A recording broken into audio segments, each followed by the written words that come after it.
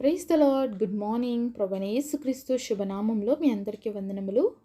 అనుదినం దేవుడి మాటల చేత బలపరచబడుతున్నారని నమ్మి స్తుతిస్తున్నానండి. బలపరచబడుతున్నట్లయితే పరిచర్య కొరకు ప్రార్థన చేయండి, అనేకులకి షేర్ చేయండి.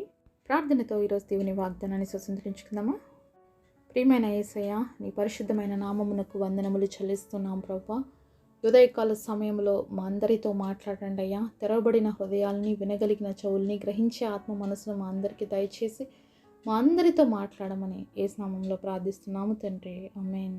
ఈరోజు దేవుని వాగ్దానము ఇర్మియా గ్రంథము 31వ అధ్యాయము 13వ వచనం. వారి దుఃఖమునకు ప్రతిగా సంతోషమిచ్చి వారిని ఆదరించెదను. Jeremiah chapter 31 verse 13. I will turn their mourning into joy and will comfort them and make them rejoice from their sorrow. దేవుడిచ్చినటువంటి అద్భుతమైన వాగ్దానం మనందరి జీవితంలో నెరవేర్చబడును గాక. ఆమేన్. ఈరోజు ఎంతమంది హృదయాలు దుఃఖంతో నింపబడి ఉన్నాయండి. దేవుడు మాట్లాడుతున్నాడు, సంతోషంతో మనల్ని ఆదరిస్తాడు అని. మనుషులు కాదండి మాట చెప్తుంది, దేవుడు చెప్తేనండి ఖచ్చితంగా మనకేమొస్తుంది? సంతోషం వస్తుంది, అలాగే ఆదరణ కూడా వస్తుంది.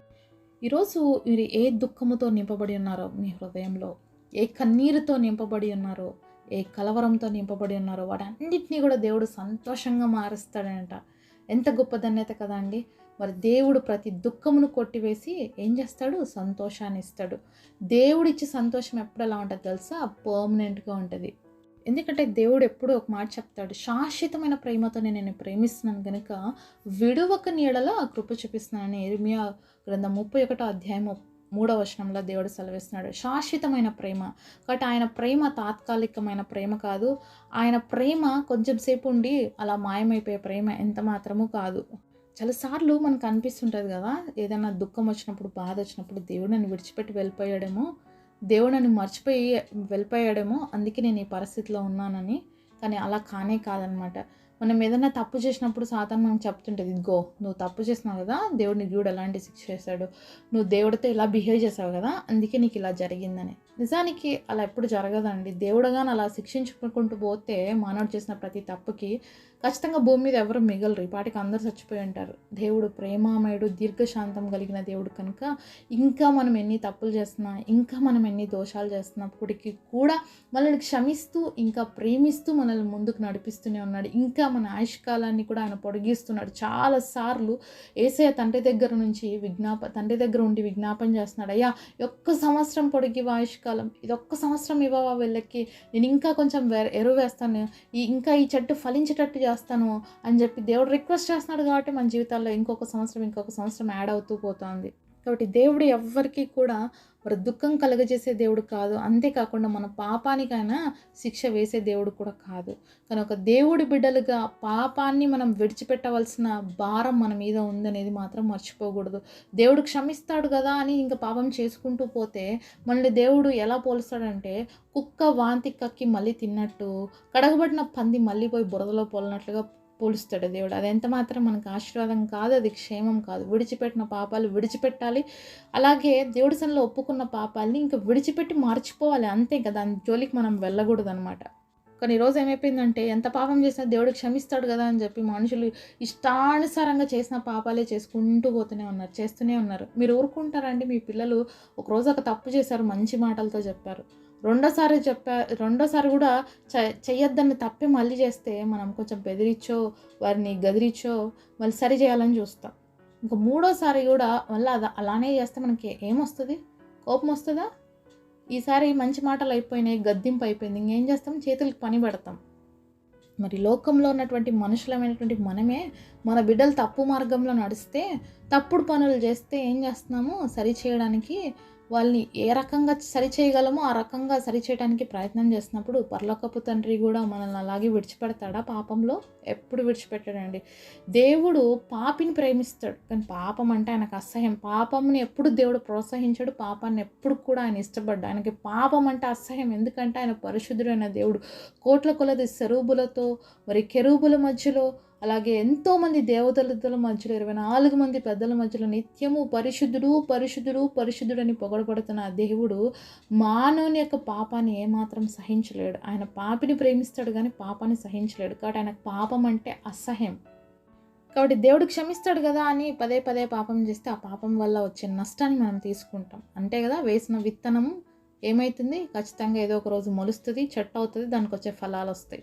కాబట్టి అది రాకుండా ఉండడానికే మనం దేవుడి సన్నిధిలోకి వెళ్ళి గోచాడాలి, ప్రార్థన చేయాలి, క్షమించమని అడగాలి. ఆ పాపమునకు పరిహారం ఏంటి? మరణం. కాబట్టి అది రాకముందే మనల్ని మనం సరి చేసుకోవాలి. పాపం వల్లేనండి దుఃఖం కలుగుతుంది.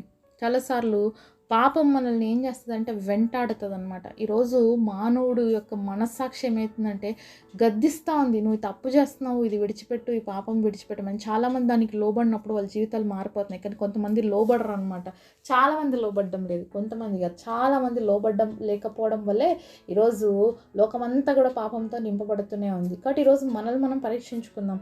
ఎక్కడ పాపం చేస్తూ దుఃఖాన్ని కొని తెచ్చుకుంటున్నాం, పాపం వల్ల ఎక్కడ మనం మనశ్శాంతిని కోల్పోతున్నామని మనల్ని మనం మొదటిగా సరి చేసుకుందాం.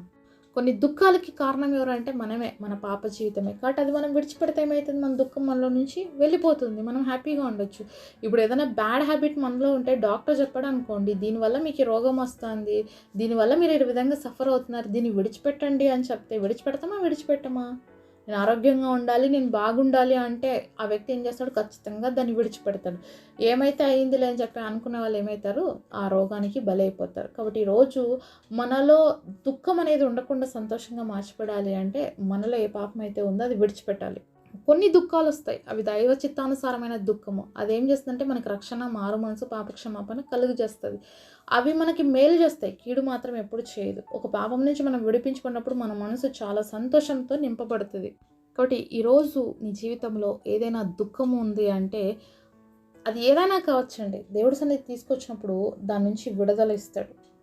మరి యేసయ్య శిష్యుల్ని ఇద్దరు చూస్తామండి, పేతురు, యూద. ఇస్కరియోతు యూద ఏం చేశాడంటే యేసు ప్రభుని మరణానికి అప్పగించాడు. అయితే ఎప్పుడైతే తెలుసుకున్నాడని నేను తప్పు చేశానని చాలా పశ్చాత్తాపడ్డాడు, అంటే మనసులో చాలా బాధపడ్డాడు. కానీ దేవుడి దగ్గరికి రాలేకపోయాడు అనమాట. ఏం చేస్తున్నాడంటే ఊరేసుకొని చచ్చిపోయినాడు. దాని ద్వారా అతనికి ఏమైనా యూజ్ అయిందా అంటే ఏమీ లేదు, నిత్య నరకాగ్నికే పాత్రుడైపోయాడు. కానీ పేతురు ఉన్నాడు, పేతురు కూడా మిస్టేక్ చేసినాడు. యేసు ప్రభు ఎవరో నాకు తెలియదని ఒకసారి కాదు, 2 సార్లు కాదు, 3 సార్లు చెప్పేశాడు. అయితే ఎంతో దుఃఖపడ్డాడు దేవుని చూసిన తర్వాత. అయ్యో నేను ఎంత తప్పు చేశాను అని చెప్పి పశ్చాత్తాపడ్డాడు, కన్నీరు కార్చాడు, దేవుడి సన్నిధికి తిరిగి వచ్చాడు.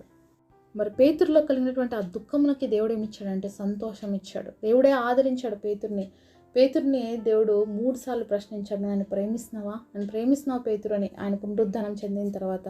అయితే పేతురుకి అన్నాడు, నువ్వు బండవి, మరి సంఘము నీ మీద కట్టబడుతుంది అని. అంత స్ట్రాంగ్గా మార్చాడు దేవుడు. పేతురు కూడా శిలువ మరణాన్ని పొందుకున్నాడండి. కానీ యేసు ప్రభులాగా వేయబడ్డానికి నేను అర్హుడిని కాదు కాబట్టి నన్ను తలక్రిందలు సిలువ వేయండి అన్నాడు. అంత బాధను కూడా భరించుకున్నాడు. ఎందుకంటే ఇప్పుడు యేసు ప్రభు యొక్క సంతోషము, యేసు ప్రభు యొక్క ఆనందము, యేసు ప్రభు యొక్క ఆదరణతో నింపబడి ఉన్నాడు. కాబట్టి మరణానికి ఏమాత్రము భయపడలేదు పేతురు.